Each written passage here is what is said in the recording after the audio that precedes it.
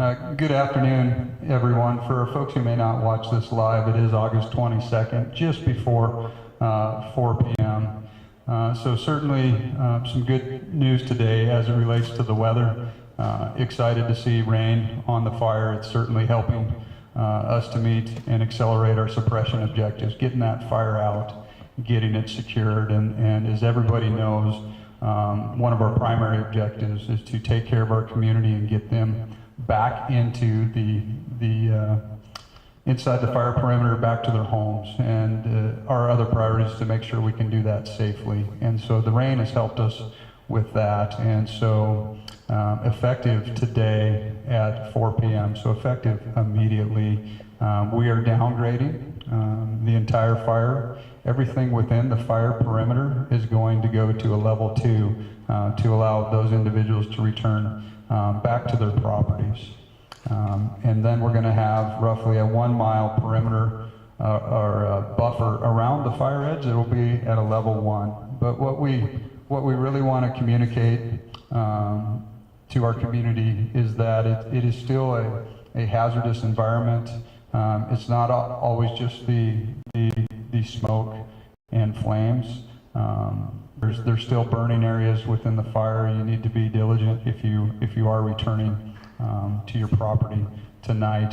There's inhalation hazards from things that are burning. Yes, the rain has helped with that, but there can be hazardous materials associated with homes that have burned, and we need to recognize the individuals with both Avista and Inland Power for their incredible efforts to go in and also restore powers to those areas and also mitigate the hazard that exists from all those power lines being down. So all those things had to be managed to include access for the community to come back in. So we really appreciate the community being patient as we worked around the clock to make this happen. It's our community too. We have firefighters with properties inside that perimeter as well. We have firefighters who've lost their homes as well, and we have friends and loved ones in there. I have a best friend from high school who's lost everything in this. So we grieve with our community, and we want everyone to recognize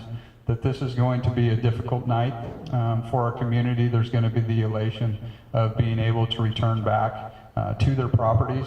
But we also know we wanted to share some updated data as it relates to the number of structures lost. So we're able to capture some good information from our partners at Avista and Inland as it relates to the number of meters that they were unable to restore power to.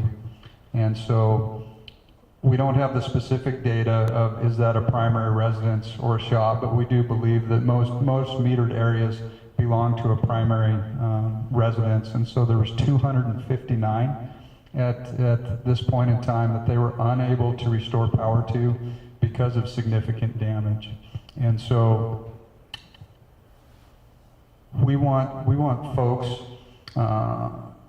to be understanding to the opening of this area, and I'll let the sheriff speak to it more, but we're really asking folks, if you're not a resident and you don't have property in there, please don't enter those areas. We still have a lot of work going on with firefighters trying to secure those areas. We still have more work to do around the homes, checking for hot spots. And at this point in time, we recognize that there's still risk going into those fire areas, but we also share with our community, and it's been a long time, and we want to get folks back. There's a risk with not going back as well, but please, if you don't need to be there, if you're not a resident or owner or somebody helping that family, we're asking you not to enter that area, because you're gonna hinder our operations in there, and you're gonna make that unsafe for the folks who are trying to return, as well as the emergency responders who are continuing to try and really mitigate this threat as quickly as possible. So we really appreciate the community's understanding in that, and we're certainly excited to see the rain. We're certainly excited to get our community back into this fire, but we also recognize that these are extremely challenging circumstances, and so anything our community can do to help us with that is greatly appreciated. I do want to highlight there will be one specific area within the fire that's still at a level 3, and that's going to be along the west side of Silver Lake on the southern end, and it's going to be primarily south of Lakehurst Drive for the residents that live in there. And so I'm not going to talk through the very specific boundaries today for this briefing, because what we're going to do is we're going to post accurate maps back to the social media sites again, and we really encourage folks to go to those sites: the Northeast Washington Fire Information page, Spokane County Emergency Management page, Spokane County Fire District 3 pages.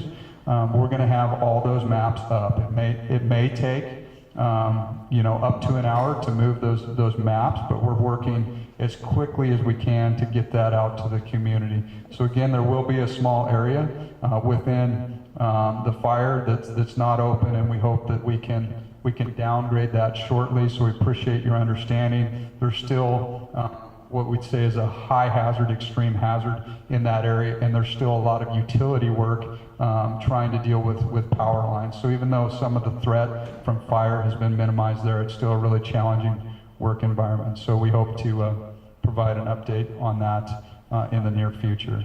At this point, I think it'd be good to turn it over to the sheriff for some additional words. Thank you. I don't know about you all, but I've come to appreciate Chief Rohrbach and his expertise. So again, Chief, thank you.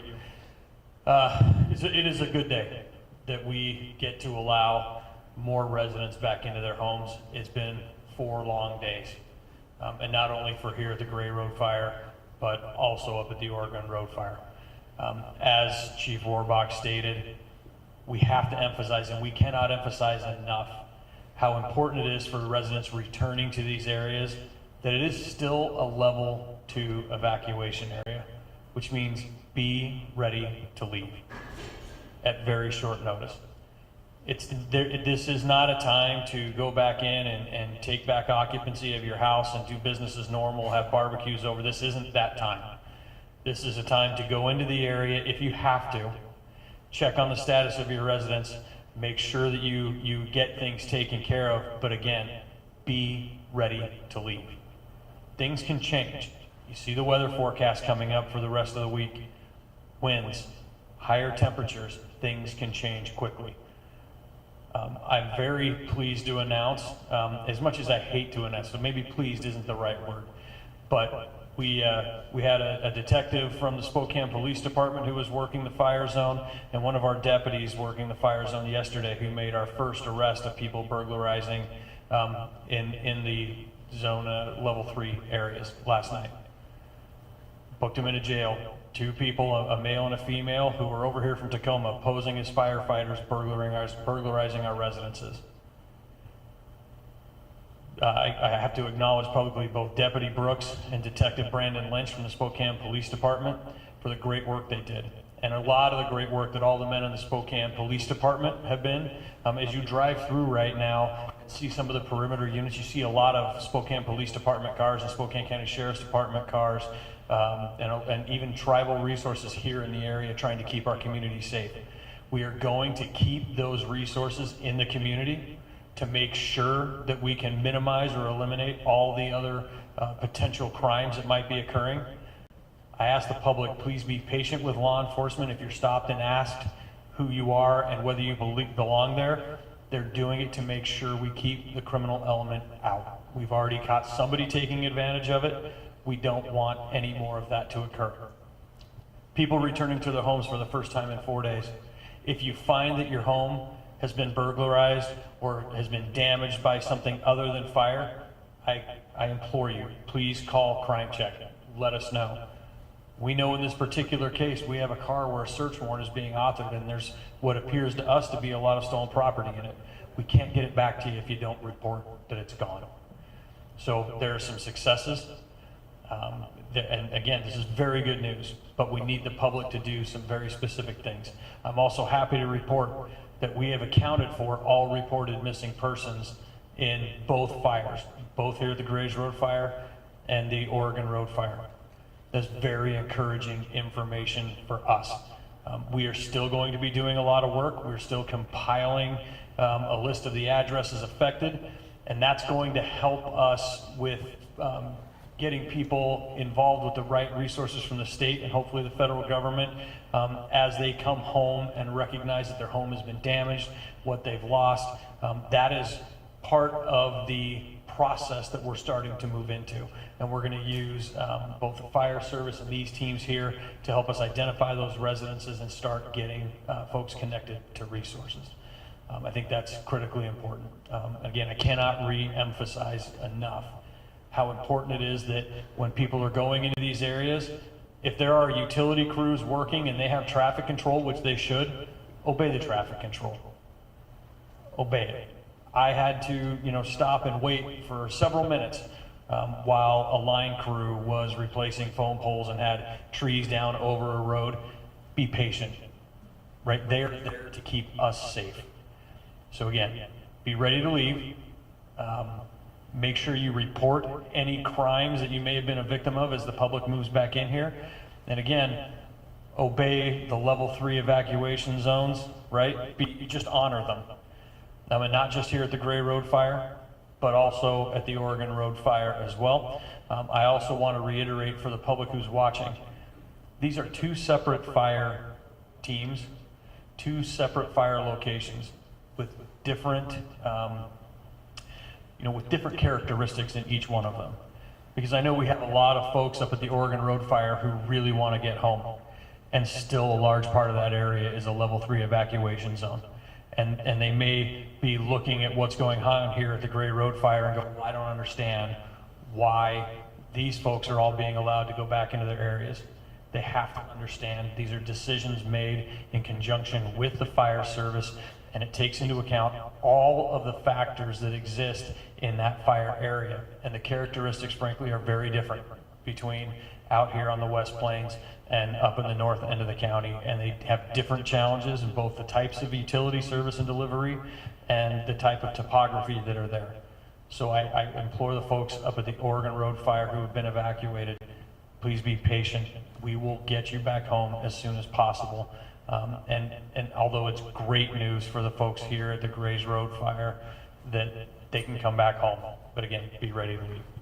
I think, is there anything else I forgot to cover? Is anybody?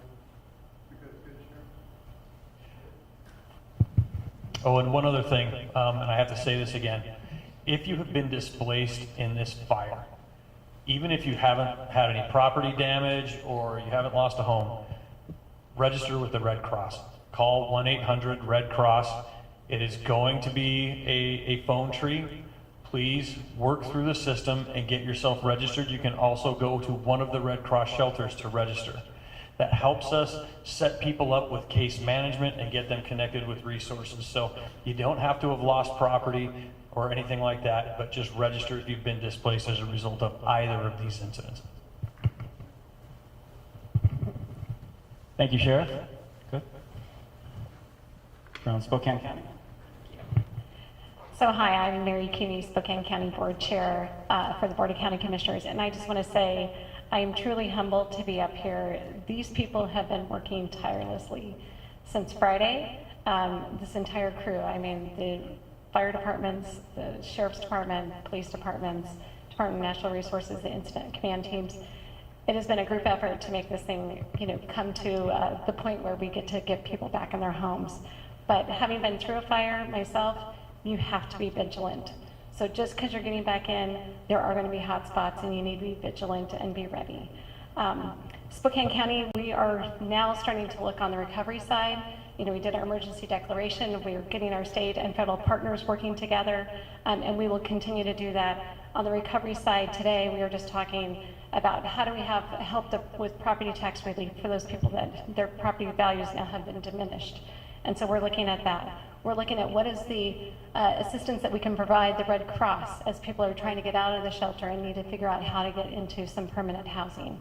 And then we are also looking at, for the entire county, as to what can we do to help rebuild.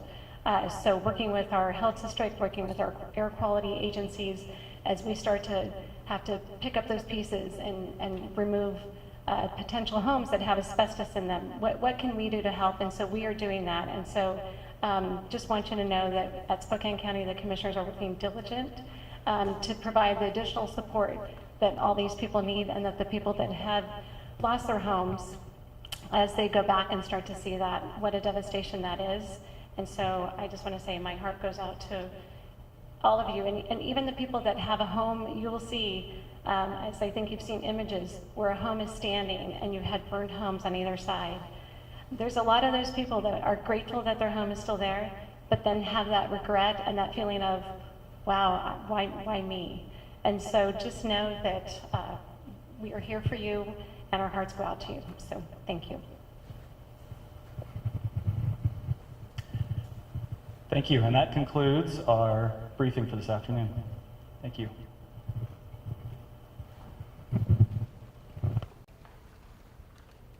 I guess, should we ask them, do you guys have any questions, media?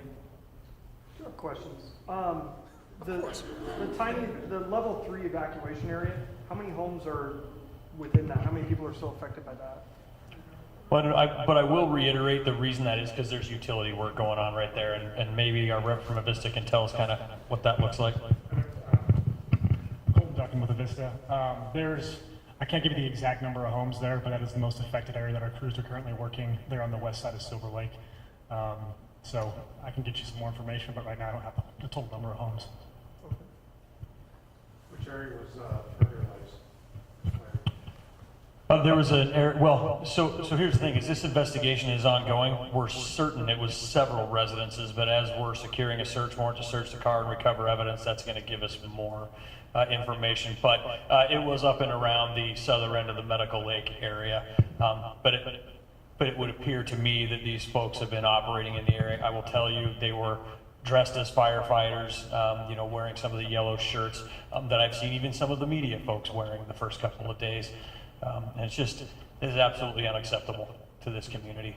I know that both of them will be going to first appearance today. I talked with Prosecutor Larry Haskell, gave him the information about what had happened, and he will be seeking high bonds for both of those offenders who, again, were not from our community. These were folks who saw what was going on here and decided to come in and take advantage of a vulnerable community, and it's really despicable behavior, frankly. Based on aerial imagery, we estimate 25 to 30 structures remain within that level 3. And was there an update on acreage and containment? Yeah, so acreage now is just over 10,000 acres, and make sure 10,000?